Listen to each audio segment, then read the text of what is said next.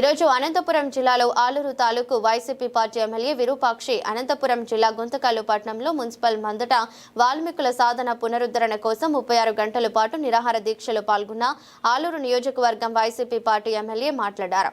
కులస్తులను ST జాబితాలో చేర్చాలి. ఆలూరు నియోజకవర్గం ఎమ్మెల్యే విరూపాక్షి డిమాండ్ చేశారు. వాల్మీకుల ఎస్టీ సాధన. నమస్తే, వెల్కమ్ టు సిటిజన్ న్యూస్. విజయం దిశగా దూసుకుపోతున్న వినోద్ కుమార్, ప్యానెల్ జోరుగా రొంపల్లి సంతోష్ కుమార్.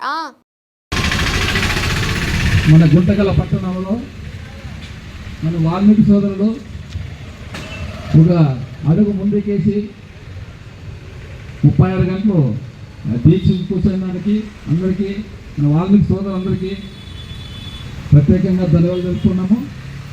ఎందుకంటే 36 గంటలు కాదు మనది, 36 గంటలు పోయేది కాదు.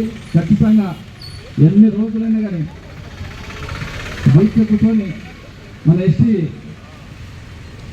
సాధన సాధించుకునేంత వరకు ఖచ్చితంగా మనం కూర్చోలేని విధంగా చెప్తున్నాను. నేను కానీ మనం ఒకసారి అనంతపురం జిల్లాలో మన వాల్మీకిని సన్మానం చేసేకి మన వాల్మీకి పెద్దలు ఉద్యోగస్తులు అందరూ ఆ రోజు సన్మాన సభ పెట్టింది. ఆ రోజు చెప్పినా నేను వాల్మీకులు మనము దాదాపుగా 4 ఎమ్మెల్యేలు ఉన్నాము, 1 ఎంపీ ఉన్నాము, 3 ఎమ్మెల్సీలు ఉన్నాము. మనందరూ కలిసి దీన్ని ఖచ్చితంగా పోరాటం చేసి ఢిల్లీ దాకా పోయి ఢిల్లీలో జంతర్ మంతర్ దగ్గర మనము ధర్నా చేయాలనే విధంగా ఆ రోజు చెప్తాను.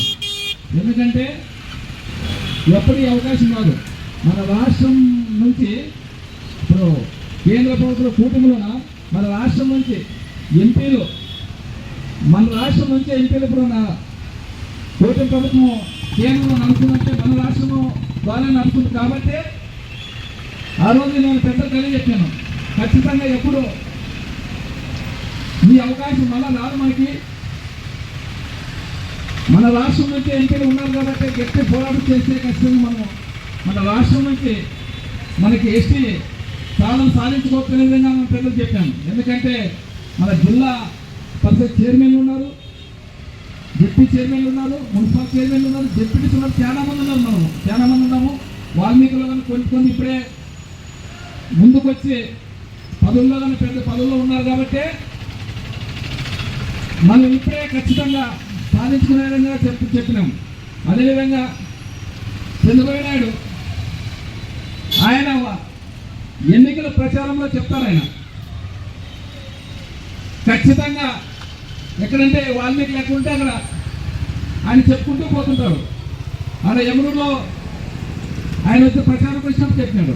అదేవిధంగా ఆలూరులో అంబేద్కర్ విగ్రహం దగ్గర ఖచ్చితంగా నేను వాల్మీకి ఎస్టీ జాబితాలు చేస్తాను, నేను నాకు అధికారం వస్తే ఖచ్చితంగా చేస్తాను విధంగా మాటిచ్చాడు. అదేవిధంగా ఇక్కడ ఆంధ్రప్రదేశ్లో కానీ కొన్ని కాన్సెప్ట్స్లో ఆయన చెప్పుకుంటూ పోయినారు. ఆయనకి ఇప్పుడు సంపూర్ణ మద్దతు మన ఆంధ్రప్రదేశ్ నుంచే ఇస్తున్నారు వాళ్ళ ఎంపీల ద్వారా. అదేవిధంగా వైసీపీ ఎంపీలు కానీ సపోర్ట్గానే ఉంటారు. అలాంటిది ఈరోజు చంద్రబాబు నాయుడు ఎందుకు 2 సంవత్సరాలు అయింది ఆయన అధికారంలోకి వచ్చి చెప్పిన మాట ప్రకారం ఎక్కడన్నా ఓ జీవోను పాస్ చేసి పంపించారా? ఆయన అసలు ఎలక్షన్ మాత్రమే మాట చెప్తారు. ఎందుకంటే నువ్వు ఆయన అనేది అబద్ధాల చంద్రబాబు నాయుడు అంటాం. ఎందుకంటే ఆయన చెప్పింది చేయడు. మనం చూసాం, సంక్షేమ పథకాలు ఎన్నో చెప్పా, అలివేలు హామీలు ఇచ్చా, అన్ని తూలో దొరికేసా. అందుకోసమే వాల్మీకి సోదరులు ఆయన చెప్పినవన్నీ నమ్మొద్దండి.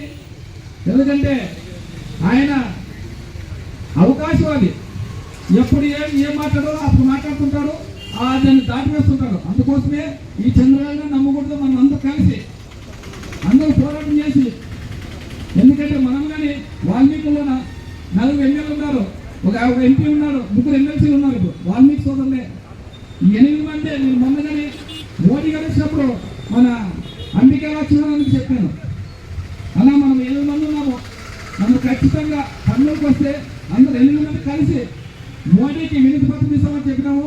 అయినా కానీ ఈ గుంటకల్లో ఎమ్మెల్యే రాలేదు, మళ్ళా రాయపూర్ ఎమ్మెల్యే రాలేదు, అంబికా లక్ష్మణం రాలే. అయినా కర్నూలులో ఉన్నారు, ఒక ఎమ్మెల్సీ ఉన్నారు, 2 ఎమ్మెల్సీలు 2 ఎమ్మెల్యేలు ఉన్నాం. ఆ ఎమ్మెల్యేలో కానీ ఎవరు మోడీకి మొక్కినా తప్ప ఎవరు వినతి పత్రం ఇచ్చిన దాఖలా లేవు. నేను ఒక్కడే మోడీ గారికి 2019లో మా కర్నూలుకి వచ్చి మీరు మాట ఇచ్చినారు, వాల్మీకి నేషనల్ జాబితా చేస్తామన్నారు. మీరు ఆ మాట తప్పుడు సార్ ఖచ్చితంగా మా శ్రీకాలు కోల్చారు మా వాల్మీకి. ఎందుకంటే ఇక్కడ మా రాయలసీమ మాత్రమే బీసీలో ఉన్నారు, అక్కడ కోస్తా సైడ్ ఎస్టీలో ఉన్నారు. అనే విధంగా నేను మోడీ గారికి వినిపించుకున్నాను. ఆయన ఖచ్చితంగా బీకే బేకింగ్ అన్నారు. బీకేను బాగా నా చేతులు చేసి భూమి చేసి ఖచ్చితంగా చేస్తామని విధంగా రోజు మాటిస్తున్నారు. ఎందుకంటే పక్కలోనే నా పక్కలోనే నేనైతే పాస్వామి గారు ఉన్నారు, ఆయన ఏం చెప్పింది లేదు, అసలు మాట్లాడలేదు, మొక్కినారు పోయినారు. నా పక్కలోనే దాని పక్కలోనే బీటీ నాయుడు గారు ఉన్నారు, ఆ బీటీ నాయుడు గారు ఏం మాట్లాడింది లేదు. అదేవిధంగా మన మధుసూదన్ గారు ఎమ్మెల్సీ ఆయన ఉన్నారు, ఆయన గారు ఏం మాట్లాడలేదు. ఒక్కరు మాట్లాడితే కనీసం నలుగురు గారు మాట్లాడలేకపోయినారు. కనీసం నలుగురు అంత కుప్పై మాట్లాడని చెప్పింటే నలుగురు చెప్తాం గత ఊరు చెప్పేదానికి నలుగురు చెప్పడానికి చాలా తేడా ఉంటుంది. అలాంటిది ఈరోజు మనలోనే ఎలక్షన్ మాత్రమే మాట చెప్తారు ప్రతి ఒక్కరు. అంటే అయినా ఆయన ఇంకా 10 వచ్చినాక మర్చిపోతున్నారు. ఏ వాల్మీకి నాయకు పట్టించుకోడు, వాళ్ళ అవకాశం చూసుకుంటారు తప్ప మన వాల్మీకి గురించి పట్టించుకున్న నాది లేదు. అదే ఈ గుమ్మూరు జయరామ ఆయన కానీ 3 సార్లు గెలిపించారు ఆయన. ఎందుకంటే ఆలో 2 సార్లు గుంటకల్లోన వాల్మీకి గురించి ఆయన ఈరోజు ఎమ్మెల్యే అయినాడు. అలాంటిది ఆయన ఆ రోజు మోడీ గారు కర్నూలుకు వస్తే ఆయన గోవాకు పోతాడు. ఇదేం ఎక్కడ న్యాయమండి? వాల్మీకులు చాలా మనల్లో గెలిస్తే మనకు ఎస్టీ సాధన చేస్తున్న విధంగా